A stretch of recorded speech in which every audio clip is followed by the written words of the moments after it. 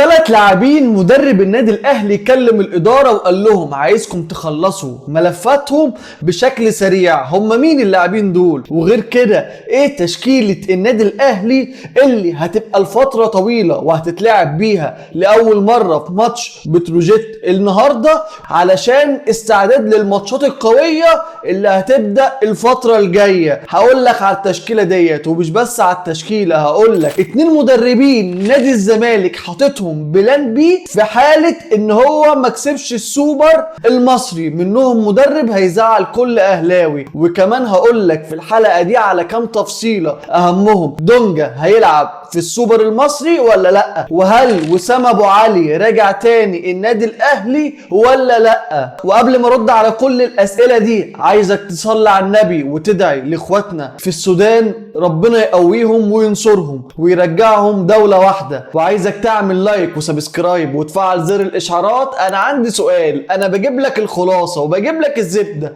ما بتعملش اشتراك ليه يا ابني؟ خليك معانا، دي الدنيا ولعانة. ويلا بينا نبدأ. 3 ملفات المدرب كلم الاداره قال لهم عايزكم تخلصوا لي الملفات دي في اسرع وقت ممكن. اول ملف معانا المدرب طالب اللعيب دوت بالاسم، والملف دوت بقى في ايد كابتن سيد عبد الحفيظ، يعني بنسبه 90% هيخلص، وان شاء الله يخلص في اسرع وقت ممكن. هتقول لي مين اللاعب ده؟ هقول لك عجبني السؤال.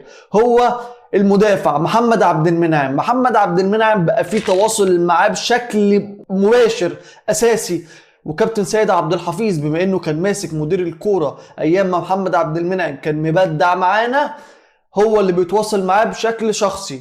بس المشكله هنا ان النادي الاهلي او اداره النادي الاهلي مديه مهله للموضوع دوت خلال اسبوعين. المفروض خلال اسبوعين يكون خلص كل الاجراءات او اتفقوا على كل حاجه بشكل اساسي، بحيث في شهر 1 اللي جاي يكون معانا المدافع المخضرم محمد عبد المنعم.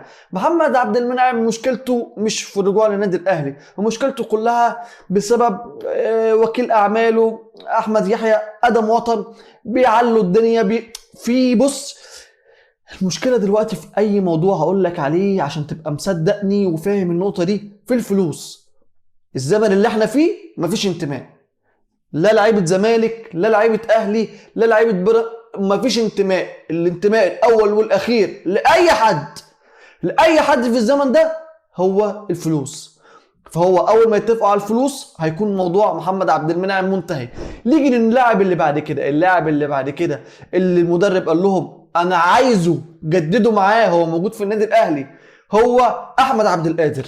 لما شاف ارقامه، اللاعب ما بيلعبش بس لما بيلعب المراوغات، الباص، الاسيستات، لا اللاعب دوت لاعب بستايل اوروبي. لو اتمسك، اصل المدرب الجديد يا جماعه مش بيعمل على الخطه بس، ده بيمسك اللعيب زي ما عملوا مع اليو جانج كده، بيلعبوا على اخطائه. انت كويس في كل حاجه ما عدا ايه؟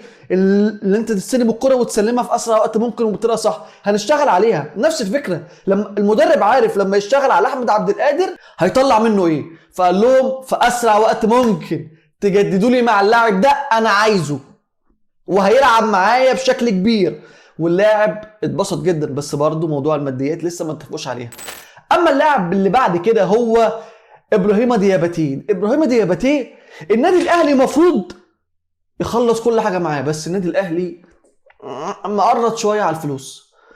اللاعب قيمته التسويقيه $1.5 مليون، النادي عايز فيه $2.5 مليون. النادي الاهلي عايز يدفع فيه $1,200,000. بس النادي الاهلي بيتفاوض، عمليه تفاوض. اول ما يتم التفاوض ويوافقوا على المبلغ، المهاجم الدبابه هيبقى عندنا. المهاجم ده لو مع المدرب ده مع السكواد ده، وطبعا لازم نظبط الدفاع، مش هتكلم كل شويه اقول لك نظبط الدفاع. لو تظبط الدفاع مع التشكيله اللي معاك دي، انت معاك فريق اوروبي، فريق تدخل فيه اي بطوله وانت مطمن. وان شاء الله يا ربنا يبعد عننا الاصابات، ولسه في ناس هترجع، امام عاشور وحسين الشحات هيفرقوا جدا، بالذات امام عاشور. فبنسبه 90% المهاجم الاهلي اللي جاي خلاص بنسبه 90%، الا بقى لو النادي الاهلي اتاخر وجي نادي تاني ايه خلص فيه ودفع اللي هو عايزه، ساعتها بقى خلاص هيبقى اسد الحملاوي. بس انا بقول لك من عندي خلاص المهاجم الاهلي الجديد بنسبه 90% ابراهيم دياباتي، بنسبه 20% اسد الحملاوي. خلاص بقى فكك بقى من فيستون مايلي والناس اللي في الدوري المصري لا فكك بقى من الكلام ده. ندخل على النقطه اللي بعد كده. قبل ما اقول لك على تشكيله الاهلي اللي هتكمل معانا الفتره دي، عايز اقول لك موضوع دونجا. دونجا مكمل ولا هي مش هيلعب في السوبر؟ لا، دونجا مش هيلعب في السوبر، ولو لعب ممكن يتحط غرامات وايقافات على نادي الزمالك، فهو مش هيلعب. واحنا مالناش دعوه، هو ما يلعبوا بيراميدز اصلا، احنا مالنا. دي نقطه. النقطه اللي بعد كده هي 2 مدربين هيجوا نادي الزمالك في حاله اللي هو ما كسبش، المدرب بتاع نادي الزمالك ما كسبش كاس السوبر. اول واحد المدرب القديم بتاعهم جوميز، لان جوميز مش مادي مع الفريق السعودي، فممكن يرجع تاني. في حزب في نادي الزمالك عايزه.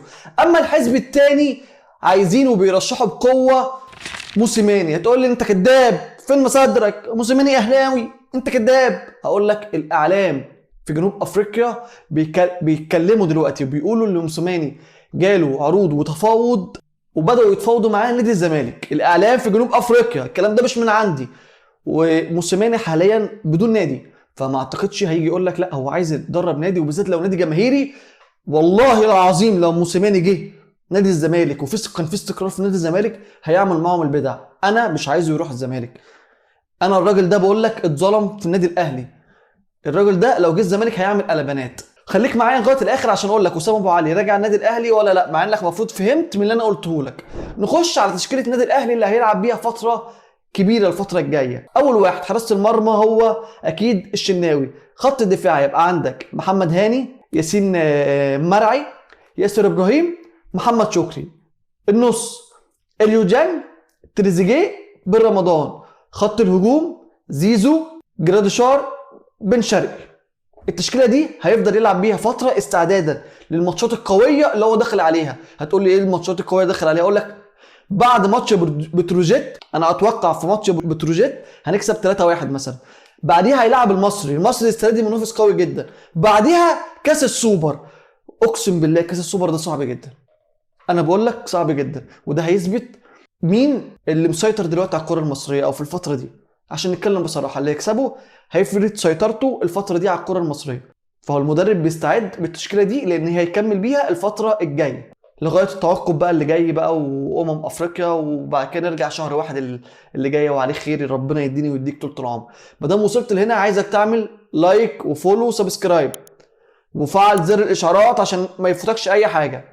ندخل على النقطه اللي بعد كده او النقطه الاخيره. هل اسامه ابو علي راجع الاهلي وياسين منصور راح كلمه وقال له هجيبك تاني الاهلي ومالكش دعوه بالمصاريف والتكلفه وكل دوت انا اللي هتحمله؟ الكلام دوت مش صح. واي حد يقول لك اسامه ابو علي راجع، اسمع من هنا وطلع من هنا.